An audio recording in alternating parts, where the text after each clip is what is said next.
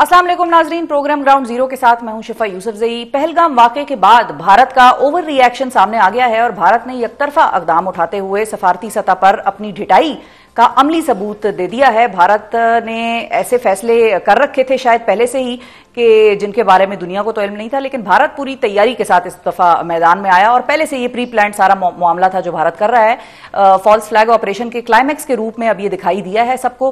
भारतीय वजारत खारजा की तरफ से पहलगाम वाकये के तनाजुर में एकतरफा तौर पर सिंध तास मुआहिदा मुअत्तल करने का ऐलान कर दिया है भारत ने, और साथ ही पाकिस्तान के साथ सफारती ताल्लुकात को मजीद डाउनग्रेड करते हुए इस्लामाबाद में अपना सफारती अमला भी कम करने का इकदाम उठाया गया है, जिसके तहत 1 मई तक इस्लामाबाद में मौजूद भारतीय सफारती अमले की तादाद 55 से कम करके 30 कर दी जाएगी। वजीर आजम नरेंद्र मोदी की जेर सदारत होने वाले इजलास में यह भी फैसला किया गया है कि तमाम पाकिस्तानियों के वीजे फौरी तौर पर मनसूख कर दिए जाएं और इस वक्त भारत में मौजूद तमाम पाकिस्तानियों को अगले 48 घंटों के दौरान मुल्क छोड़ने के अहकाम जारी कर दिए गए हैं, यानी कि पाकिस्तानी जितने भी भारत में मौजूद हैं उनके वीजे भी मुअत्तल या मनसूख कर दिए गए हैं। इसके अलावा भारत की जानिब से वाघा और अटारी बॉर्डर भी बंद करने का ऐलान किया गया है। दूसरी जानिब भारतीय इकदाम पर गौर करने के लिए कल यानी 24 अप्रैल को वजीर आजम शहबाज शरीफ की जेर सदारत कौमी सलामती कमेटी का इजलास तलब कर लिया गया है। दिलचस्प बात यह है कि सिंध तास मुआहिदे की शिक नंबर 4 के तहत पाकिस्तान या भारत में से कोई एक फरीक एकतरफा तौर पर इस मुआहिदे को मुअत्तल नहीं कर सकता और ऐसा सिर्फ दोनों ममालिक के मुश्तरका इकदाम की सूरत में ही हो सकता है। अब इस सारी सूरत हाल को किस तरह से देखा जाए और ये आगे जाकर डेवलप होगी, इस पर बात करने के लिए हमारे साथ मौजूद हैं सीनियर दिफाई तज्जियाकार हैं, साबिक सूबाई निगरान वजीर दाखिला हैं, ब्रिगेडियर रिटायर्ड हारिस नवाज साहब। अस्सलाम वालेकुम ब्रिगेडियर साहब। वालेकुम अस्सलाम। बहुत शुक्रिया सर, आपने वक्त निकाला। सबसे पहले तो ये बताइए कि अभी तो जितना बड़ा भारत में वाकया हुआ है उनको तो रिकवर ही नहीं करना चाहिए था, उस चीज पर सर जोड़कर बैठते और देखते कि उनकी भारतीय अफवाज जो हैं जिनका लाखों की तादाद है वो कहां पर थी। ये जो एलियंस आए जिनको कि ना किसी ने देखा, ना किसी ने आवाज सुनी, ना कोई आहट हुई और इतना बड़ा वो कार्रवाई करके उनके इलाके में चले गए, तो उन्होंने तो सारी प्री प्लानिंग ऐसा लगता है कि करके वो बैठे हुए थे। देखें, बात ये हम उस वक्त भी डिस्कस कर रहे थे कि ये जिस तरीके से ये फॉल्स फ्लैग ऑपरेशन किया है ये सारा प्री प्लान्ड है। ये अभी जो डिसीजन हुए ये सारे डिसीजन पहले हो चुके हैं। इन्होंने पहले वो फॉल्स फ्लैग पाकिस्तान को ब्लेम किया है, तो इसके बाद इंडस ट्रीटी जो है उसको ख़त्म किया है, नॉट रियलाइजिंग कि it is an international treaty है। ये world bank is a guarantor. आप अपने यूनिलेटरी इसको कैंसिल नहीं, इट्स ओनली पॉसिबल दोनों ममालिक मुश्तरका बाहमी रजामंदी से ये चेंज करें और फिर उसके लिए नया ड्राफ्ट बनेगा, उसको किया जाएगा। और ये इसका मतलब है कि इंडिया पाकिस्तान में पानी की रुकावट डालना चाहता है and I take it as a Pakistani as an act of war. इस मुल्क को आप ड्राई करेंगे जिसकी मुल्क की सर्वाइवेबिलिटी नहीं रहेगी, क्या वो मुल्क तमाशा देखता रहेगा और वो भी न्यूक्लियर इस्लामिक मुल्क? आप इससे देख लें। और ये लोअर अप्रीडियंस को पानी कोई रोक नहीं सकता, इट द इंटरनेशनल ट्रीटी है। और ये एक्चुअली चाइना से रिवर्स आते हैं, फिर कश्मीर में आते हैं, फिर पाकिस्तान में आते हैं, तो यही चाइना भी इंडिया के साथ कर सकता है। तो इंडिया को सारे ऑप्शन सोचने चाहिए। नंबर 2, जिस तरीके से 48 देने, मैं तो कहता हूँ पाकिस्तान को चाहिए कि इनका पूरा सफारती अमला वापस करे और अपना सफारती अमला ले। ना हम इनसे ट्रेड करते हैं, ना हमारे को बायलैटरल रिलेशनशिप है। ये इन्होंने हमारे कश्मीर पे कब्जा किया हुआ है, ये पाकिस्तान को सबरीन बनाना चाहते हैं। पाकिस्तान का अब हाई टाइम है कि we should start behaving as a nuclear strong Islamic country with battle hardened army. बिल्कुल सही। तो ब्रिगेडियर साहब, साथ ही अगला जो इकदाम पाकिस्तान ले सकता है, क्योंकि इंडस वाटर ट्रीटी की बात हो रही है, तो 3 दरिया जो हैं वो उनके पास हैं, 3 हमारे पास हैं। उनके पास हमारे पास इंडस झेलम और चनाब है और उनके पास ब्यास, रावी और सुतलिज है। अब अगर ब्यास, रावी और सुतलिज का पानी वो रोक रहे हैं तो फिर क्या जवाबन पाकिस्तान को भी इन 3 अपने पास जो दरिया हैं उनका पानी रोक लेना चाहिए? उनका पानी हम कैसे, दरिया तो कश्मीर से आते हैं, वो तो इंडस वाटर ट्रीटी के तहत पानी मिलता है। अब अगर उस वक्त ये रुकावट डालते हैं, see what is going to happen, can we accept it? इसलिए मैं बात कर रहा हूँ ये सारे कश्मीर क्यों इंपॉर्टेंट है। All reverse eminent from Kashmir और ऊपर से चाइना की तरफ से आते हैं, तभी तो ये कश्मीर लेके बैठा हुआ इंडिया नहीं छोड़ता। ये मकार कनिंग कौम है, खास तौर पर 4 का जो टोला है, ये खतरनाक दहशत गर्दों का जिंगोइज्म जो कर रहे हैं इनका है। ये इसकी शक्ल से देखें ये कितना बड़ा कातिल इसके हाथ शक्ल नजर आती है इस वक्त, जो ये सारा प्लान करके किया इन्होंने। इसलिए कल सलामती कमेटी का इजलास है, जिसमें तीनों मुसल्लह अफवाज, chairman joint chief of staff committee, prime minister of Pakistan, foreign minister, defence minister, फिर finance minister, everybody going to sit. बिल्कुल सही। सोच समझ के बहुत ही क्लियर मैसेज आना चाहिए। और आज ही रात को हमारे जो है वो हमें कांटेक्ट कर लेना चाहिए, रशिया, चाइना, ईरान, टर्की और इस्लामिक ममालिक और इवन अमेरिका को कॉन्फिडेंस में ले लें, बता दें।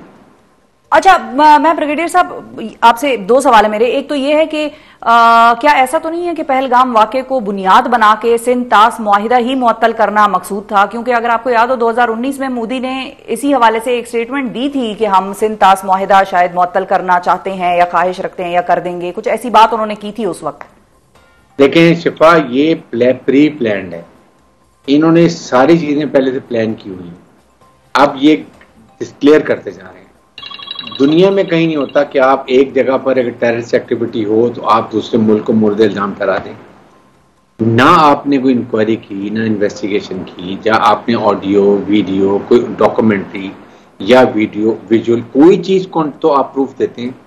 5 मिनट में आपने एक मुल्क को, न्यूक्लियर इस्लामिक नेबर मुल्क को आपने इल्जाम लगा दिया, सोचे समझे बगैर लगा दिए। Do you have some proof? दुनिया को बताओ। Pakistan should speak. ये कल ही इमीडिएटली सिफारतकारों को बुलाए ना, ये इस्लामाबाद में तमाम दुनिया के सिफारतकारों को। पाकिस्तान बताए what India is doing. Do they have any proof? तो बताएं क्या प्रूफ है। अमेरिकन को बताएं, अमेरिकन वाइस प्रेसिडेंट है। मैं तो यहां तक कहूंगा कहीं ना किसी की तरफ से टेस्टेड अप्रूवल है। जी, मैं इसी की तरफ आना चाह रही थी कि इंडिया इतना बड़ा इकदाम, और वो भी खासतौर पे जब ट्रीटी इंटरनेशनल स्टैंड उसकी हो, मतलब नौयत की हो, कि जिसमें 2 ममालिक बैठे हों, गारंटर्स इंटरनेशनल हो, तो क्या इंडिया को किसी की टेसिट अप्रूवल होगा मिला हुआ? देखिए कहीं ना कहीं तो है ना, ये ही can't take this scene at their own. India की कैपेबिलिटी नहीं है, ये बहुत ही डरपोक काम है। सेकंड शफा देखें, ये हिंदू मेंटालिटी है। I don't say all, but इस तरह के जंगलिज्म वालों को जितना आप सख्ती दिखाएंगे, जितना इनके सर पे डंडा मारेंगे ना, ये राम राम करेंगे। जहां वीकनेस दिखाएंगे ये चढ़ाई करेंगे। ये इनकी मेंटालिटी। इसलिए हमें इस वक्त as a nuclear Islamic state behave करें। हमारे साथ ये मैच नहीं कर सकते। हमारी मिसाइल टेक्नोलॉजी दुनिया की मॉडर्न तरीन है, इनकी ऑब्सोलीट है। इनकी अक्सर जब ये ट्रायल करते हैं, हम देखें जहाँ मिसाइल इनके ऊपर ही गिर जाते हैं ट्रायल में। सेकंड, उसके बाद ये इनकी फौज इन्होंने 20-25 साल से कोई लड़ाई नहीं लड़ी है। हमारे तो बैटल हार्डन्ड है, we know what to do. और हमें जज्बा शहादत है जो पूरी कौम के लिए। इंडियन जर्नलिस्ट से पूछते थे, कहते हैं, वो कहते हैं कि हम इंडिया का पाकिस्तान का मुकाबला नहीं कर सकते। इनको शहादत का शौक है, हमें जिंदगी पसंद है, हम जिंदा रहना चाहते हैं। This is a difference. इसलिए जो कदम, और मैंने उस वक्त भी कहा था, अगर जहां से ये इनके मिसाइल आए, जहां से इनके तैयारे उड़े, वो कुछ मिनटों के बाद वहां पर आग और धुएं के शोले नजर आएंगे। मैं आपको बताऊं, दे डोंट नो हमारी कैपेबिलिटी को। पाकिस्तानी फौज फुल तैयार। और जी अच्छा, और ब्रिगेडियर साहब यहाँ पर वैसे तो इसीलिए तो बेसिकली उन्होंने ये एकदम पहले ही उठा लिया ना कि वो पानी बंद कर दो और पानी की तरफ चले जाओ। लेकिन यहाँ पर मैं चाहूंगी कि आप लोगों को, नाजरीन को ये भी बताइए और मैं भी बता दूं कि हम चाहे आपस में लड़ें, एक दूसरे से इख्तिलाफ करें, हम एक ही कौम है और हम इस मामले पे कम से कम साथ ही हैं। सबका कोई ऐसा शख्स नहीं मिलेगा आपको पाकिस्तान में कि जो इस मौक़िफ़ से इख्तिलाफ करे कि भाई पाकिस्तान फर्स्ट। तो सबसे पहले तो अगर हम इस हवाले से भी थोड़ी सी बात कर लें कि पाकिस्तानी कौम का रिएक्शन, और वो भी जरा भारतीयों को भी बता दें जो भारत के बासी हमारा ये प्रोग्राम देख रहे होंगे, तो उनको भी बता दें कि पाकिस्तानी कौम जो है वो पाकिस्तान के हवाले से, पाकिस्तान की सालमियत के हवाले से, पाकिस्तान की अफवाज के हवाले से क्या फीलिंग्स और क्या सेंटिमेंट्स रखते हैं when it comes to India. Pakistan की कौम, इनको पता नहीं इन्होंने किस कौम को ललकारते हैं। इनको नहीं पता कि जब 65 में छाता जौहर पता चला, लाहौर के रावी ब्रिज पे उतरे हैं, तो नौजवान लाहौरी डंडे लेके, लालटेने लेके निकल पड़े थे। ये है वो कौम जो छतों के ऊपर डॉग फाइट देखती थी कि कैसे इंडियन के जहाज गिर रहे हैं। तो ये इनको बड़ी गलत फहमी है। ये जो है ना नरेंद्र मोदी, ये पागल हो चुका है। अच्छा, लेकिन ब्रिगेडियर साहब, जब आप कहते हैं ना कि गलत फहमी है, तो उस गलत फहमी में कम से कम इतना हमें ये चीज एक्नॉलेज करनी चाहिए कि हमने हमेशा ही बड़ा ही रिस्पॉन्सिबली, वैसे मैं अक्सर लोगों से लड़ भी पड़ती थी कि भाई इतना रिस्पॉन्सिबिलिटी दिखाने की कोई जरूरत है नहीं, वो हमेशा ही हर छोटा सा पटाखा वहां होता है, वो आपको भी याद होगा वो जो कबूतर था और वो कबूतर वहां चला गया बेचारा और मासूम उसकी जान पर बन आई कि भाई वो ISI ने भेजा है और पाकिस्तान का कबूतर है, वो तो हर चीज पर ही पाकिस्तान को बगैर देखे बगैर सोचे समझे टारगेट करते हैं, निशाना बनाते हैं और इल्जाम तराशियां करके दुनिया को ये बावर कराने की कोशिश करते हैं कि पाकिस्तानी बड़े इररिस्पॉन्सिबल हैं और दहशतगर्द हैं। हमने हमेशा रिस्पॉन्सिबिलिटी दिखा के, मेरा ख्याल है कि उनको ज्यादा लेवरेज ही दे दी। वो आप समझते होंगे कि भाई इनको तो कुछ भी कह दो चलेगा। दिस इज हाई टाइम, कम से कम मेरा अपना ये अंदाजा है, इफ आई एम रॉन्ग तो आप मुझे करेक्ट करिए, कि अब हमें जरा सख्ती दिखानी होगी और जरा वो बाजू बाजू चढ़ा के अब उनसे हम बात करें। आई विश शफा हमें जाफर एक्सप्रेस के ऊपर ना इससे ज्यादा वॉलेंट एक्शन लेना चाहिए जी, जहां पर प्रूवन था कि इंडियन काबल में क्या कुछ कम्युनिकेशन हो रहा था, क्या कुछ कर रहे थे। We have to be very very strong, we should not be apologetic at all.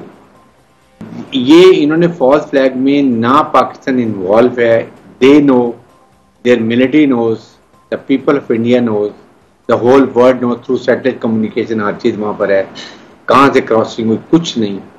इसलिए अगर हम जाफर एक्सप्रेस पे ये एक्शन ले लेते, आज हमें ये देना देखना पड़ता। हम इनके अमले को किक आउट करते, इनके सफारती तमाम ताल्लुकात खत्म करते, हम इनका नाका पानी बंद करते, इंडियन को निकालते यहाँ से, फिर इनको चलना चाहिए। बट स्टिल नॉट लेट, हमारी डेलिब्रेशन करनी होगी, कौम को अपनी नेशनल सिक्योरिटी कमेटी पे बड़ा ट्रस्ट होना चाहिए। दे विल हर एंगल को देख के वो फैसला करेंगे और फैसला करने के बाद जो फैसला होता है तमाम पॉलिटिकल पार्टी, पाकिस्तान की कौम सब मिल के यक जुबान उस पर लब्बैक करना चाहिए और वो दुनिया को मैसेज आना चाहिए। साथ ही ज्वाइंट सेशन करें, तो पब्लिक रिप्रेजेंटेटिव का रेजोल्यूशन होना चाहिए। No political difference, Pakistan first, Pakistan है तो हम हैं, इसलिए हम पूरी कौम खड़ी है, जो हमारी तमैलियां से देखे हम उसकी आंख निकाल देंगे। That should be the part of the resolution. बिल्कुल सही है। अच्छा ब्रिगेडियर साहब, चाइना का क्या रोल हो सकता है? क्योंकि हमने ये भी देखा है कि चाइना के साथ, चाइना पाकिस्तान की तरफ, वैसे तो चाइना साइड्स नहीं लेती, लेकिन यह है कि चाइना का पाकिस्तान की तरफ सॉफ्ट कॉर्नर है और इंडिया के साथ चाइना के भी मामलात जो हैं वो टेरिटोरियल इश्यूज हमने देखे हैं माजी में कि वो रहे हैं और वो चल भी रहे हैं। पाकिस्तान चाइना को किस तरह से अपने इस काम के लिए इस्तेमाल कर सकता है, ऐसे तरीके से कि चाइना को ये भी ना लगे कि we are just using them, लेकिन साथ ही साथ हमें उनकी सपोर्ट भी हासिल हो जाए? देखिए, चाइना पाकिस्तान का time tested war traces friend है। हमारी फ्रेंडशिप जो है वो हिमालय की चोटी से ज्यादा ऊंची है और समुद्र की गहराई से ज्यादा है, there is no doubt. So we must immediate take China into confidence, ताकि जो ये अगर वो हमारे ऊपर पानी रोकते हैं तो China can twist their tail from their rivers. वो आप देख रहे हैं कि कैसे हम कैसे मैनिपुलेट करते हैं। हमारी कम्युनिकेशन स्किल्स, हमारी टीमें वो होनी चाहिए जो दुनिया में जाएं, जो कन्विंस कर सके विद लॉजिक और रीजनिंग के साथ what India is doing and what we have been tolerating, enough is enough. और ये गुलबचन जादेव का केस फाइनल करें एक हफ्ते में, उसका बॉडी बैग भेजें ताकि इंडिया को पता चले आइंदा किसी मुल्क में कभी किसी सर्विंग ऑफिसर को ना भेजें। अच्छा, और क्विकली ये भी बताइए ब्रिगेडियर साहब कि ये सिंध तास मुआहदे वाला जो एक्शन इंडिया ने लिया है, जो इकदाम किया, उसके हवाले से भी पाकिस्तान को आलमी अदालतों की रुख करना चाहिए? Immediately we should up the world bank, world bank is the guarantor. मैं इमीडिएटली वहां जाना चाहिए, बात करनी चाहिए और इंडिया को वार्न भी करना चाहिए। ये मेरे ख्याल में ये प्रेशर टैक्टिक्स है, ये दे डोंट नो कि ये पाकिस्तान कौम को डरा धमका नहीं सकते हैं। We know our rights and we know how to fight our case. इंशाल्लाह आप देखेंगे कि सब अल्लाह बेहतर करे। अच्छा, और जो टेंशन अब बढ़ेगी खिते में, इंडिया ने एक स्टेप मतलब लिया, उसके बाद अब जाहिर है पाकिस्तान रिटेलिएट करेगा, जवाब देगा, तो ये खिते को किस तरफ लेके जाएगी ये सारी tension? This is what I से, पाकिस्तान को immediately Russia, China, Iran, Turkey, middle east और अमेरिका को इमीडिएट कॉन्फिडेंस से मिलें कि ये जो इंडिया जिंगोइज्म पे जा रहा है, जो जिस तरीके से हरकतें कर रहा है, इसकी आग की लपेट में ये पूरा रीजन आ जाएगा, जिसमें रशिया, चाइना, दो न्यूक्लियर पावर, दोनों वीटो पावर बने। और साथ ये भी बताएं कि इसके फॉलोआउट जो हैं वो ग्लोबली भी इफेक्ट होगा। ये हमें बताने की जरूरत है। Pakistan is not an ordinary country. Pakistan is a nuclear country with latest missile technology. We have the all means to carry our strategic assets to land, air and sea. We have all strike capability. We don't believe in this. We have a very strategic, हमारा minimum deterrence है, लेकिन पाकिस्तान के survival के लिए ये हमने कोई खेल खिलौने नहीं रखे हुए हैं। What to do? बिल्कुल सही है जी, बहुत शुक्रिया अदा करेंगे ब्रिगेडियर रिटायर्ड हारिस नवाज साहब नाज़रीन हमारे साथ मौजूद, और उन्होंने भी यही कहा कि ये हमने खेलने के लिए नहीं रखे हुए, इनको इस्तेमाल करना हम जानते हैं, और अगर मजीद भारत ने कोई ऐसी वैसी हरकत की तो फिर हम भी मजबूर हो जाएंगे। वो बात सही है बिल्कुल कि हमने बड़ा रिस्पॉन्सिबली हमेशा ही भारत को स्पेस देने की भी कोशिश की है, बाज़ औक़ात हमने पहल भी की है दोस्ती करने में भी, लेकिन अगर अगले दोस्ती नहीं करना चाहते तो फिर हमें भी दोस्ती का कोई शौक नहीं है। अगर आप दोस्ती करेंगे, प्यार से इज्जत से बात करेंगे तो हम भी प्यार और इज्जत आपको बदले में शायद ज्यादा देंगे, लेकिन अगर आप जंग की तरफ जाना चाहते हैं या अगर आप इस किस्म की हरकतें करना चाहते हैं तो फिर पाकिस्तान भी आपसे आगे बढ़ के ईंट का जवाब पत्थर से देना जानता है। और साथ ही साथ जो भारतीय हमारे जो देखने वाले हैं, अगर वो ये प्रोग्राम्स देख रहे हैं हमारा, तो उनको हम ये भी बता दें कि पाकिस्तान के अंदर किसी किस्म का कोई भी झगड़ा, कोई भी लड़ाई, हमारी आपस में कोई भी इख्तिलाफ हो, चाहे सियासी जमातों का हो, चाहे साफियों का हुकूमत से हो, वो सारी चीज़ें साइड पे चली जाती हैं जब हमें अपने पाकिस्तान या अपने मुल्क की सलामती को कोई खतरा महसूस होता नजर आता है, तो फिर हम यकजान हो जाते हैं। और वो अगर आपने वो तराना नहीं सुना पाकिस्तान का तो वो आप जरूर सुनिएगा, इस परचम के साए तले हम एक हैं, हम एक हैं। सो ये बात आप जहन में जरूर रखिए। और इसी के साथ आप देखते हैं कि खित्ते में ये टेंशन कितनी एस्केलेट होती है, किस तरह से बढ़ती है, और दीगर ममालिक किस तरह से इस चीज़ के अंदर अपना किरदार अदा करते हैं या नहीं करते, ये भी देखना पड़ेगा आने वाले दिनों में। मुझे जाना है एक छोटे से वक्फे की तरफ, वक्फे के बाद जब वापस आएंगे तो चूंकि बात पानी ही की हो रही है, पाकिस्तान के अंदर जो एक कैनाल्स का इशू चल रहा है दो हुकूमती इत्तेहादी जमातों के दरमियान, उस पर जरा बात करेंगे, उसको इशू को जानने की कोशिश करेंगे और देखते हैं वो किस तरह से रिजॉल्व करने के लिए दोनों जमातें बैठी हैं तैयार। और अब प्रोग्राम में जिक्र नई नहरों के इशू पर हुक्मरान जमात नून लीग और उसकी अहम तरीन इत्तेहादी पाकिस्तान पीपल्स पार्टी की नई लड़ाई पूरी शिद्दत के साथ जारी है, जिसमें एक तरफ नून लीग एंगेजमेंट की बात कर रही है तो दूसरी जानिब कैनाल्स मंसूबे को नाकाबिल कबूल करार देते हुए पीपल्स पार्टी इसको फौरी तौर पर वापस लेने का मुतालबा कर रही है। नौबत यहां तक आन पहुंची है कि वजीर आला सिंध वफाक को ये सॉफ्ट वार्निंग दे रहे हैं कि अगर कैनाल्स मंसूबा वापस ना लिया गया तो पीपल्स पार्टी मौजूदा हुकूमत भी गिरा सकती है, अगरचे वो ऐसा करना नहीं चाहती। कशीदगी के इसी तनाजुर में आज पहले ये खबर सामने आई कि वज़ीर आज़म ने तुर्किया से वापस आने पर नहरों के इशू पर बात करने के लिए वज़ीर आला सिंध मुराद अली शाह साहब को इस्लामाबाद तलब कर लिया है। ताहम वज़ीर आला साहब ने इस खबर की तरदीद कर दी है और ये मौक़िफ़ अपनाया है कि उनको ऐसी कोई दावत नहीं दी गई।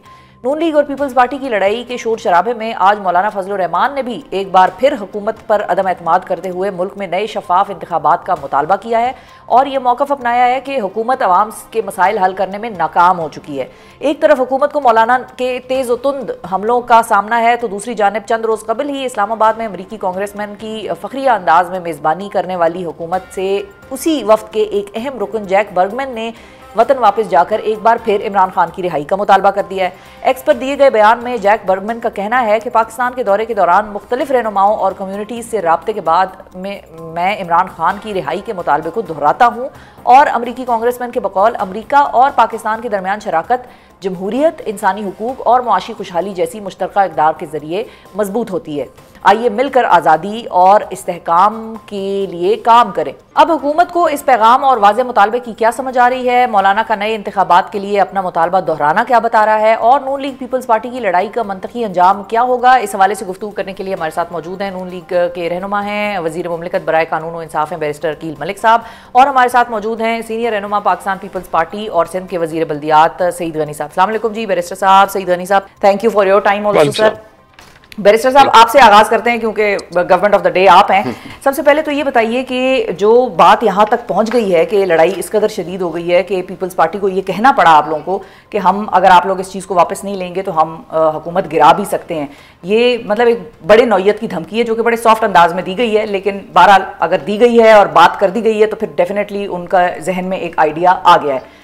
इसको आप लोगों ने कैसे सॉर्ट आउट करना है डिस्पाइट द फैक्ट कि इस पर पंजाब में मुतअद्दिद बार मुलाकातें भी हो चुकी हैं, डिप्टी प्राइम मिनिस्टर इसहाक डार की ज़ेर सदारत भी हो चुकी हैं, अब आप लोगों ने सोचा क्या है इस पर? बिस्मिल्लाहिर्रहमानिर्रहीम। शिफा साहब बहुत बहुत शुक्रिया। देखें ये बड़ा एक टची मामला है और हुकूमत सिंध ने जो है इस तमाम तर मामले पे जो उनकी एक पोजीशन रही है ये अभी भी है, उस हवाले से वो गाए बगाए मीडिया पे आपने भी देखी और हमने भी बस ये थे वफाकी हुकूमत उसको देखते रहे। सेंसिटिविटी को जांचते हुए, भांपते हुए और हमारे कायद मियां मोहम्मद नवाज शरीफ साहब ने और वज़ीर आज़म पाकिस्तान मियां मोहम्मद शहबाज शरीफ साहब ने ये टास्क सौंपा राना सनौला साहब को। राना सनौला साहब ने इंगेज भी किया। आपने देखा कि राब्ता उन्होंने किया सीएम सिंध से और सीएम सिंध के साथ इंगेज किया। ये कोई ऐसी बात तो नहीं है कि बिल्कुल हतमी तौर पे ये फैसला हो गया। हाँ, बिल्कुल जो प्रेजेंटेशन या जो उनको दी गई थी तमाम तर ब्रीफिंग सदर पाकिस्तान आसिफ अली जरदारी साहब को, तो उस पर तो उनका नोट था। गो के जॉइंट सेशन में उन्होंने कहा कि ये कोई सियासी मामला हो गया, गालबन मेरे ख्याल से उस पर पोलिटिसाइज उसको ओवरली कर दिया गया। ये कोई एक सूबे को बेनिफिट नहीं करेगा, ये तमाम सूबों के बेनिफिट में है। और ये तमाम तर मामला जो है अब जब उठाया जा रहा है, क्योंकि सिंध की दूसरी जमातों ने भी ये मामला उठाया, पीपल्स पार्टी क्योंकि हमारी इत्तेहादी है, हम बिल्कुल पीपल्स पार्टी की तमाम तर जो रिजर्वेशंस हैं हमने बरमला का और मुख्तलिफ फोरम्स पे कहा कि अगर कोई ऐसी वैलिड रीज़न या कंसर्न है या रिजर्वेशन है हम उसको दूर करेंगे। हम कभी इस बयानी से पीछे नहीं हटे कि हम उनके साथ एंगेज नहीं करेंगे। इसी तनाज़ुर में जब राना साहब ने कांटेक्ट किया तो उनको ये इत्मीनान भी हुआ, उन्होंने कहा कि चलें हमसे किसी ने रब्ता किया और इस पर हमारी रिजर्वेशंस को दूर भी किया जाएगा। आज आपने अभी हाँ, तो लेकिन बैरिस्टर साहब बिलेटेड रब्ता था। नहीं, मैं समझता हूँ कि ये कोई ऐसी बात तो नहीं है कि काउंसिल ऑफ कॉमन इंटरेस्ट का कोई इजलास हो गया है या उस पर फाइनलिटी अटेंड कर गई है कोई मामला। मैंने पहले भी कहा, यही तो मैंने पहले भी कहा कि बुला लो। अफामो तफहीम से तमाम तर मामला जो है इसको हल होना है। उस इजलास को भी अगर मैं बिलफर्ज कह दूं कि अगर सीसीआई का इजलास भी बुला लिया जाता है तो उस पर भी रिजर्वेशन है इनको, क्योंकि उस पर भी ये कहते हैं कि क्योंकि सिंध की जो है वो नुमाइंदगी नहीं है बाकायदा तौर पे, क्योंकि सीएम सिंध तो वहाँ पे मौजूद होंगे बसीयत उसके मेंबर, लेकिन उसके साथ साथ ये कहते हैं कि जो 3 मिनिस्टर्स हैं फेडरल मिनिस्टर्स, उनकी जगह कोई एक मेंबर जो है वो सिंध से लिया जाए या पीपल्स पार्टी के लिया जाए, तो ऐसा पॉसिबल नहीं है। देखिए, मैं ये ज़रूर आपको कह सकता हूँ कि वज़ीर आज़म ने जो आपने अभी अपने इब्तिदाइये में भी कहा कि सीएम सिंध को जो है वो उन्होंने उनसे कहा है कि आप आएँ मुलाकात, बिल्कुल फाइनल जो डिसीजन है, फाइनलिटी जो है वो वज़ीर आज़म की तरफ से ही आएगी। और वो तुर्किया के दौरे पे थे, आज वो वापस मुल्क पहुँचे हैं। मैं समझता हूँ कल ये मुलाकात हो जाएगी सीएम सिंध की भी और वज़ीर आज़म की भी। और इन एनी केस डार साहब की लीडरशिप के अंडर हमने ऑलरेडी बसीयत हमारा इत्तेहादी पीपल्स पार्टी की तमाम तर वो रिजर्वेशंस जो हैं, और ये अभी से नहीं दिसंबर से ठीक है कोशिश की, लेकिन और हम चाह रहे हैं कि रिजर्वेशंस दूर करें। और PMLN supremo had to intervene, Nawaz Sharif साहब को बिल्कुल, एक दफा इंटरवीन लेकिन ये तासुर जाहिर होना, मैं एक बात कह के बिल्कुल आपसे मैं चाहूंगा कि आप सईद गनी साहब के पास जाएं। ये इस तासुर को जाहिर होना चाहिए कि शायद पंजाब जो है वो सिंध के पानी के हक पे डाका डाल रहा है या पानी इस्तेमाल कर रहा है, ऐसा नहीं है। ठीक है, अब सईद गनी साहब, आपको ऐसा लगता है कि पंजाब सिंध के पानी पर डाका डाल रहा है? क्योंकि नून लीग तो हुकूमत ये कह रही है कि ऐसा नहीं है। और साथ ही साथ सर इस हवाले से भी बताइएगा कि जिस तरह से पीएमएलएन पर ये इल्जाम लगता है कि इन्होंने देर कर दी या इनकी शायद नीयत नहीं थी इस चीज को सुलझाने की, इसलिए फिर आखिर में नवाज शरीफ साहब को खुद इस चीज में आना पड़ा और उन्होंने फिर कहा कि भाई अब आप लोग इस पर बात करें और पीपल्स पार्टी को एंगेज करें। उसी तरह पीपल्स पार्टी पर बैरिस्टर अकील मलिक साहब ने भी एक बात कही है कि सदर मुमलिकत को जब प्रेजेंटेशन दी गई थी तो उनका नॉड था इस पर, और ये इल्जाम पीपल्स पार्टी पर भी लग रहा है कि पीपल्स पार्टी पिछले साल तक इस मंसूबे पर ऑन बोर्ड थी, बाद में फिर जब सियासत की कीमत आ गई सामने तो फिर उस पर पीपल्स पार्टी ने यू टर्न ले लिया। सिफाई ये तासुर तो हो सकता है जो आपने लिया है, लेकिन हकायक इसके बिल्कुल और जो फैक्ट्स हैं वो रिकॉर्डेड है सारे। इसलिए कि मैं थोड़ा सा आपको बता दूं कि पीटीआई ने 2021 में जो ग्रेटर थल कैनाल फेज 2 है ना, उसकी मंजूरी दी थी उन्होंने, पीटीआई की हुकूमत में वो अप्रूव हुआ। ये 2021 में हुआ और उस वक्त जब ये अप्रूवल हुई तो उस वक्त भी सिंध असम्बली में पीपल्स पार्टी की अक्सरियत थी और हमने वहाँ से एक करारदाद मंजूर की इत्तफाक राय से, और वो इस कैनाल के खिलाफ थी। उसके बाद उन्होंने एक्नेक से उसकी अप्रूवल ली।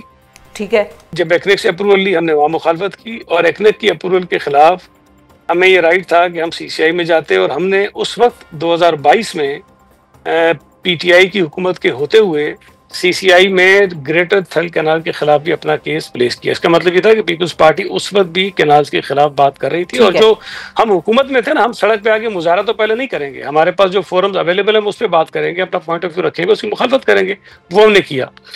उसके बाद चूंकि उस ग्रेटर थल कैनाल फेज 2 पे कोई ज्यादा प्रोग्रेस नहीं हुई, वो काम बिल्कुल रुका रहा, डेड पड़ा रहा, हमने भी उसको फॉलो नहीं किया, कई तरह से कोई आवाज नहीं आई। अभी जब दोबारा ये रिवाइवल हुआ इन कैनाल्स के इशू का, वो हुआ है जनवरी 2024 में, और उस वक्त केयरटेकर गवर्नमेंट थी, इलेक्टेड गवर्नमेंट्स नहीं थी। जब एकनेक से इनकी मंजूरी ली गई, वहां पर जो केयरटेकर हुकूमत थी सिंध की, उसने उसकी मुखालफत की।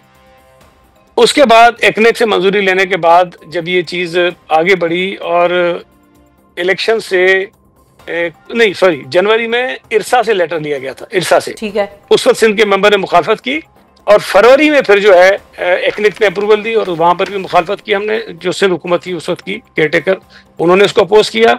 और पीपल्स पार्टी की जो मौजूदा हुकूमत है वो आई है मार्च 2024 में। मार्च 2024 में जब हमारी हुकूमत आई तो हमने फिर सीसीआई के लिए केस बनाया, और सीसीआई के लिए जब केस बनता है तो शिफा वो एक दिन में खत नहीं बन जाता, उसके लिए प्रॉपर डॉक्यूमेंटेशन होती है और बड़े अच्छे खासे पेपर्स उसके साथ लगते हैं। लेकिन बैरिस्टर साहब ये कह रहे हैं कि आप लोग मुतमईन नहीं होंगे सीसीआई के इजलास से भी, क्योंकि उसमें आपका नुमाइंदा नहीं, मेरी बात सुने, जो आपने कहा ना कि हम उस पे इख्तलाफ नहीं कर रहे थे, मैं वो साबित कर रहा हूँ कि हम इख्तलाफ कर रहे थे, इस पे पहले दिन से कर रहे थे हम। ठीक है, हमने सीसीआई को जो केस हमारा बना, चीफ मिनिस्टर सिंध ने 13 या 14 जून 2024 प्रेसिडेंट साहब की मीटिंग होती है जुलाई में, जून में वो समरी उन्होंने साइन की, और गालिबन जुलाई के शुरू में हमने ये केस सीसीआई को भिजवा दिया। हमारा ऑन रिकॉर्ड जो एतराज़ात थे डॉक्यूमेंट्स के साथ सीसीआई को हमने पहुंचा दिए। अब प्रेसिडेंट साहब की जो मीटिंग हुई उसमें सिर्फ ये कैनाल्स की बात नहीं थी, वो ग्रीन पाकिस्तान जो इनिशिएटिव था उसके ऊपर तफसीली उनको एक ब्रीफिंग दी गई, और उस ब्रीफिंग में सारी चीजें सामने रखी गई। अच्छा, चूंकि मैं उस मीटिंग में मौजूद नहीं था, मुझे नहीं पता प्रेसिडेंट साहब ने क्या बात की, किसी और ने क्या बात की। प्रेस रिलीज आई, उस प्रेस रिलीज की बुनियाद पे ये कहा जाता है कि जी अब मुझे ये, चूंकि वजीर मुमलिकत हैं कानून के, मैं वकील भी नहीं हूं तो कानून का वजीर तो होना दूर की बात है, क्या प्रेसिडेंट ऑफ पाकिस्तान को आइन के तहत ये इख्तियार हासिल है कि वो सूबों में पानी की तकसीम का फैसला कर सकें? क्या पीएमएलएन की मौजूदा हुकूमत ने कोई आईनी तरमीम करके कानूनी ऐसा इख्तियार वजीर सदर पाकिस्तान को दे दिया है कि वो ये फैसले कर सकें? हमारी पार्लियामेंट्री जो डेमोक्रेसी है उसके अंदर जो एग्जीक्यूटिव इख्तियारात होते हैं वो प्राइम मिनिस्टर के पास होते हैं, और पानी की तकसीम का इख्तियार प्राइम मिनिस्टर के पास भी नहीं है। हाँ जी, मतलब ये कि सारे इख्तियारात के बावजूद ये इख्तियार उनके पास भी नहीं है। वो इरसा है, इरसा के बाद फिर सीसीआई के अंदर हम चले जाते हैं, अगर कोई डिस्प्यूट हो, ये कानून आइन के अंदर ये प्रोविजन आर्टिकल मौजूद है कि हम ये कर सकते हैं। तो हमने ये किया, जब हमने भेज दिया उसके बाद तवातुर के साथ मुस्तकिल चीफ मिनिस्टर सिंध की मीडिया टॉक सुन लें, प्रेस कॉन्फ्रेंस सुन लें, असेंबली की तकारीर सुन लें, एक मरतबा नहीं दर्जनों मरतबा। ठीक है, वो तो आपने बहुत सारे पॉइंट्स गिना दिए कि आप लोग कब बोलते रहे, कब इसके खिलाफ बात करते रहे। अच्छा सईद गनी साहब, क्विकली ये बताइए कि सीसीआई के इजलास के ऊपर आप लोगों की कोई रिजर्वेशंस हैं अगर गवर्नमेंट बुलाती है तो? नहीं, हम तो डिमांड कर रहे हैं। अभी जो बात है कही है जो वकील साहब ने, कि हम ये कह रहे हैं कि जी एक मिनिस्टर जो है वो सिंध का होना चाहिए, ये जायज़ बात है। देखिए, सीसीआई की जो फॉर्मेशन होती है वो जो उसका बुनियादी काम है वो सूबों के दरमियान या वफाक और सूबों के दरमियान जो इख्तलाफ होते हैं, इख्तलाफी उमूर होते हैं, उसको तय करते हैं। अगर उसमें आप वफाकी वजीर जो नॉमिनेट करेंगे, जो प्राइम मिनिस्टर का सवादीद है, वो किसी एक ही सूबे से कर देंगे, या कोई ऐसा सूबा जो मुतासिर है या जिसने कंप्लेंट भेजी है उसकी नुमाइंदगी वहाँ नहीं होगी। हम ये नहीं कह रहे कि उस पार्टी का करें, आपने फेडरल कैबिनेट से किसी को करना है, लेकिन हम ये कह रहे हैं कि फेडरल कैबिनेट से हो तो फिर सूबा सिंध से भी बंदा होना चाहिए, या पंजाब से भी करें, केबी से भी करें। ठीक है, बिल्कुल सही है। उनको रिजर्वेशंस कोई नहीं है, वो कहते हैं सीसीआई का इजलास बुलाएं, उसमें ये मामला सारा रखें, लेकिन सिंध का या जिस सूबे की बात हो रही है उसका नुमाइंदा जरूर हो। देखिए, अगर सिंध के नुमाइंदे की अगर बात है फेडरल कैबिनेट में से कर दें तो फिर यहाँ पे आप देखें सिंध में तो इनकी जो एमक्यूएम के साथ है वो कोई वो राइवल्स हैं, एडवर्सरीज हैं आपस में, तो हम क्या ये एक्सेप्टेबल होगा? ये वजीर आजम का सवाबदीद है, वजीर आजम ने करना है। अब कैबिनेट की जो एक्सपेंशन के बाद मैं समझता हूँ कि अगर वजीर आजम को, बिल्कुल मैं तो ये तजवीज़ पेश करूंगा कि अगर इनको कोई रिजर्वेशन नहीं है तो बिल्कुल डाल दें, ताकि उसमें भी कोई ऐसी बात ना हो, क्योंकि इनके सूबे की नुमाइंदगी जो है वो जनरल हर सूबे की नुमाइंदगी होती है, और वो सूबे की नुमाइंदगी CCI में होती है, वो CM ही करते हैं। यहाँ पे ये तमाम तर जो सईद गनी साहब ने बात की, बिल्कुल इन्होंने लिखा होगा CCI को, CCI का इजलास भी, मैं कानून का तालिब इल्म होने के नाते ये ज़रूर आपको कहूँ कि CCI का इजलास जो है वो हर 90 दिन बाद बुलाना चाहिए, लेकिन अब वो क्या वजूहात हैं, वैसे डिले इतना क्यों है? नहीं अच्छा। मेरी नॉलेज में नहीं है। मैं अगर आपको कहूँ, मैं ऐसे कोई जवाब आपको कह दूँ या दे दूँ जिसको सब्सटैंशिएट ना कर सकूं या जिसकी मेरे पास इंफॉर्मेशन हो, तो मैं उससे इज्तिनाब लेकिन कोई इम्कान है आने वाले दिनों में बुलाने का? आने वाले दिनों में अगर वज़ीर आज़म साहब, नहीं, मैं ये समझता हूं कि वज़ीर आज़म साहब ने अगर समझा कि इस मामले को CCI में आना चाहिए तो बिल्कुल, क्योंकि CCI का मेन मकसद ही सूबों के जो आपस में इख्तलाफात हैं या इश्यूज हैं उनको एड्रेस करने के हवाले से, और मैं बिल्कुल एग्री करता हूँ। सदर पाकिस्तान की जहां तक बात की तो बिल्कुल ये इस बात से भी एग्रीमेंट है कि उनका कोई ऑफिशियल अप्रूवल नहीं चाहिए होता, लेकिन एक रजामंदी या एक नॉट तो उनकी मौजूद थी उसमें, जिससे वो कहते हैं ग्रीन पाकिस्तान इनिशिएटिव पे थी। ग्रीन पाकिस्तान इनिशिएटिव पे फिर 6 की 6 नहरें, उस मिनट्स ऑफ द मीटिंग को उठा के देख लें, उस पर तमाम तरह इसी चीज का जिक्र हुआ है।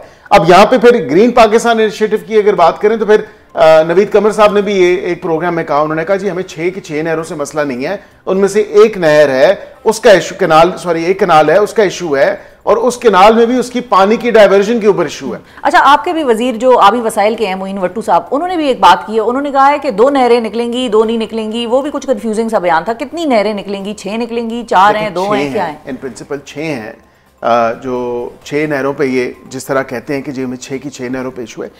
यहाँ पे जो मेन एक एरिया जिसके ऊपर एक एग्रीकल्चर पर्सपेक्टिव उसको डेवलप किया जा रहा है, मेन एरिया वो बहावलपुर और बहावलनगर का एरिया है, और उस हवाले से जो है तमाम तर जो पानी की डाइवर्जन का मामला है या इस्तेमाल है, वो पंजाब के अपने हिस्से का पानी है। आज ही अगर आप देखें तो देखें आज इरसा ने कितने क्यूसेक जो है वो पानी जो है रिलीज किया है। अब उसके अलावा आप ये देखें कि 2022 की जब फ्लड्स आए थे, ओवर एंड अबव वो पानी किधर गया? उसका इस्तेमाल तो नहीं हो सका ना, जाया हो गया। तो हम ये कह रहे हैं कि एक क्लाइमेट चेंज के हवाले से या from the climate change perspective आपकी फूड सिक्योरिटी, फूड सेफ्टी और जो मौसमी तब्दीली के हवाले से आपका अगर सैलाबी पानी आता है, साहब आप लोगों की हुकूमत से नाला है, वो तो कहते हैं हमने उगाना ही कुछ नहीं है। देखें किसानों को जो इतना बड़ा पैकेज उनको दिया, बहुत बड़ा पैकेज दिया, मैं उसी का जिक्र करने वाला था। शुक्रिया, मैं आपने इस चीज का जिक्र किया कि वजीर आला पंजाब ने जो हतल इम्कान जबरदस्त किस्म के मेजर्स हो सकते थे वो उन्होंने लिए और किसानों को रिलीफ फराम किया, और ना सिर्फ किसान कार्ड के थ्रू बल्कि ऑल्सो ओवर एंड अबव उनकी जो वीट की स्टोरेज है, जो गंदम की स्टोरेज है, वो 24 घंटे के अंदर जो तमाम तर मामला है उन्होंने वो भी इंश्योर किया। ठीक है सईद गनी साहब, आपकी तरफ मैं आऊंगी। एक अगला 2 मसले हैं, 2 मसले इस वक्त हुकूमत वक्त को दरपेश हैं, और चूंकि मुझे जी आप रिस्पॉन्ड करें, अगर आप इसी पे थोड़ी सी बात कर लेते। करें सर। देखें, मैं आपसे गुजारिश करूं कि बिल्कुल ठीक कह रहे हैं, 6 कैनाल्स हैं, 2 सूबा सिंध के हैं जिसपे हमें कोई इंटरेस्ट नहीं है, इसलिए कि हमारे पास पानी नहीं है, हम बनाना नहीं चाहते हैं। एक जो है वो KP का है, वो पुराना जो 1991 का अकॉर्ड है, उसके अंदर वो मेंशन है CRBC चश्मा राइट बैंक कैनाल, कोई इशू नहीं है क्योंकि वो पार्ट है उसका, उसमें करें। एक बलूचिस्तान का है कच्ची कैनाल, वो इसलिए में इसमें प्रॉब्लम नहीं है कि वो पुराना है था, लेकिन बाद में ये जो सैलाब आए, आफतें हैं, उसमें वो तबाह हो गया है, तो उसको अगर बनाते हैं कोई मसला नहीं। इशू ये 2 कैनाल है। अच्छा, और ये भी क्यों है कि जो ये मैं आज भी सुन रहा था, गालिबन जो हमारी उज़्मा साहिबा हैं, इनकी इंफॉर्मेशन मिनिस्टर है पंजाब की, वो और उनके दूसरे लोग ये कहते हैं जी हम तो अपने पंजाब के हिस्से का पानी इस्तेमाल करेंगे। साहब ने भी मुझे कोई पंजाब का पानी पंजाब में जा रहा है। मुझे कोई एतराज नहीं है, पंजाब का पानी इस्तेमाल करें, मुझे कोई एतराज नहीं, लेकिन सवाल ये पैदा होता है कि क्या इस वक्त पंजाब में या मुल्क में या सूबा सिंध में इतना पानी है कि आप उसको इजाफी तौर पर इस्तेमाल कर सकें? मेरे कहने पे ना जाएं। और ये जो अभी कहा ना कि जी वो 2022 में सैलाब का पानी आ गया, ज़ाया हो गया, आप इस तरह किसी एक बरस आने वाले सैलाब की बुनियाद पर पानी के तकसीम का फार्मूला तय नहीं कर सकते हैं। जब पानी की तकसीम के मामला तय होते हैं तो आप हिस्टोरिकल जो डेटा आपके पास होता है, जो पानी की अवेलेबिलिटी होती है, उसको बुनियाद बना के वो सारा डेटा सामने रखकर उसके बाद फैसला करते हैं। हमारा ये कहना है कि पिछले 25-30 सालों का उठा लीजिए, 40 सालों का उठा लीजिए, डेटा अवेलेबल है, इरसा के पास अवेलेबल है, उनका अपना डेटा है, उठाकर देख लीजिए। अगर तो 2-3 बरसों को छोड़ के कभी आपको उतना पानी भी अवेलेबल नहीं रहा जितना आपने तकसीम करना था 1991 के अकॉर्ड के मुताबिक, उतना पानी भी नहीं था आपके पास। अगर वो अकॉर्ड ये कहता है कि जी लेट से, मुझे एग्जैक्टली फिगर याद नहीं है कि 100 MF पानी तकसीम होना है, तो 100 आपके पास अवेलेबल नहीं था, आपको उससे कम ही मिलता था। और यही वजह थी कि हर बरस आपको याद होगा कि सिंध कहता था कि हमें अपने हिस्से से पानी कम मिलता है, इसलिए कम मिलता है कि पानी होता कम था। पंजाब को भी पानी कम मिलता था, और हम वो 3 टियर एक फार्मूला है उसके तहत पानी की तकसीम करते थे, क्योंकि पानी कम है इसलिए तमाम सूबे उसको शेयर करेंगे जितनी उसकी कमी होगी। तो अगर आपके पास 25, 30, 40 बरसों में पानी कभी इतना नहीं रहा कि आप वो पानी दे सके सूबों को जिसका आपने 1991 के अकॉर्ड में उसके साथ वादा किया है, तो आप ये कैसे कह सकते हैं कि जी 22 की बारिश थी, वो सैलाब था, वो पानी हमारा चला गया। और सैलाब जो था, देखिए वो था बारिश का सैलाब। हमारे पास अगर सुबह सिंध में सैलाब आया, पूरा सिंध डूब गया था, मुझे बताइए कि ये पानी अब वापस लेकर जाएंगे पीछे पंजाब में या कहीं अपनी नहरों में डालेंगे, समुद्र में नहीं डाल सकते आप पानी को, उसको पानी को जाना है समुद्र के अंदर। और एक और चीज आप देख सकते हैं कि उसी 1991 के अकॉर्ड में है कि एक पता नहीं 10 MF है, 8.6 MF पानी है, वो अपने समंदर में देना है, वो समंदर में डालना है आपने। ठीक है, तो सही तो नहीं साहब, मुझे ये बताइए कि फिर अब हल पीपल्स पार्टी का प्रपोज्ड हल क्या है? वो यही चाह रहे हैं, अभी भी यही हतमी मौकफ है कि बातचीत इसी पेशगी शर्त पे होगी गवर्नमेंट के साथ, या मुशावरत इसी पेशगी शर्त पे होगी कि इस मंसूबे को शेल्फ? देखिए हम शिफा, हम जो बात कह रहे हैं ना, मैं ये फिर कह रहा हूँ, देखिए ये मेरी ख्वाहिश नहीं है, ये सीएम की ख्वाहिश नहीं है, पीपल्स पार्टी की ख्वाहिश नहीं है कि जी डैम बने, ये कैनाल्स बने या ना बने। हम जो बात कह रहे हैं, हम अपने जो आदाद शुमार हमारे पास दस्तियाब है और इरसा के आदाद शुमार हैं, उसकी बुनियाद पर हम कह रहे हैं कि कैनाल्स बन ही नहीं सकते आपके पास, इसलिए कि आपके पास पानी नहीं है। पहले तो आप ये साबित कीजिए कि आपके पास पानी है। इरसा ने रेजोल्यूशन भी पास किया है। अब मैं बात करूं थोड़ी सी, मैं बताता हूं आपको। मैं इरसा का जो NOC है जब लिया गया, उसमें यही कहा गया कि ये सैलाब वाला पानी है। पिछले 10-12 दिनों से, 15 दिनों से पंजाब के मुख्तलिफ वजीर आके कहते हैं, वफाकी वजीर आके कहते हैं कि हम चूंकि पानी बचाएंगे, हमने पता नहीं वो कैनाल्स में लाइनिंग करनी है, हम नई टेक्नोलॉजी इस्तेमाल करेंगे, वो बात कर रहे हैं, टेलीमीटरिंग की बात वो नहीं कर रहे हैं। और आपको एक और इंटरेस्टिंग चीज बताऊं, अभी मैंने कल वो एक टीवी प्रोग्राम में देखा, हसन अब्बास साहब एक हैं जो माहिर हैं इसके आपाशी के, पानी के एक्सपर्ट हैं जी, उन्होंने फिजिबिलिटी बनाई है इन कैनाल्स की, और वो कहते हैं कि जो फिजिबिलिटी रिपोर्ट हमने बनाई है, हमने उसमें कहा है कि कैनाल्स नहीं बनना चाहिए।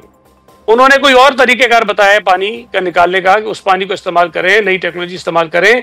वो कहते हैं कि जी कैनाल्स के मुतालिक हमने ये लिखा है कि कैनाल्स बनाएंगे, उसका कोई फायदा नहीं होगा, वो पैसा जाया होगा। इंडिया ने भी कोशिश की, वो नहीं बना सके रेगिस्तान में।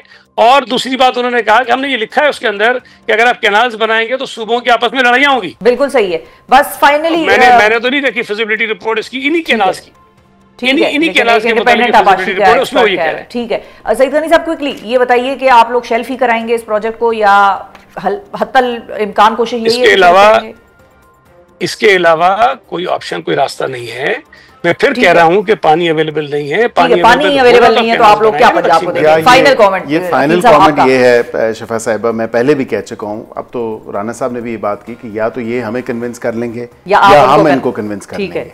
तो मामला इसी बात, हम तो 8 महीने से कह रहे हैं नहीं, वो तो बैठेंगे सईद गनी साहब, तो फिर या आप कन्विंस हो जाएंगे या हम कन्विंस हो जाएंगे, तो कोई ऐसा मामला तो नहीं है जो कि बैठ के हम हल नहीं कर सकते इस तमाम तर मामले के ऊपर। बिल्कुल सही है जी, बहुत शुक्रिया अदा करेंगे बैरिस्टर अकील मलिक साहब नाजरीन हमारे साथ मौजूद थे, सईद गनी साहब नाजरीन हमारे साथ मौजूद थे। इसी के साथ आज के प्रोग्राम से मुझे दीजिए इजाजत, अपना बहुत ख्याल रखिए, अल्लाह हाफिज।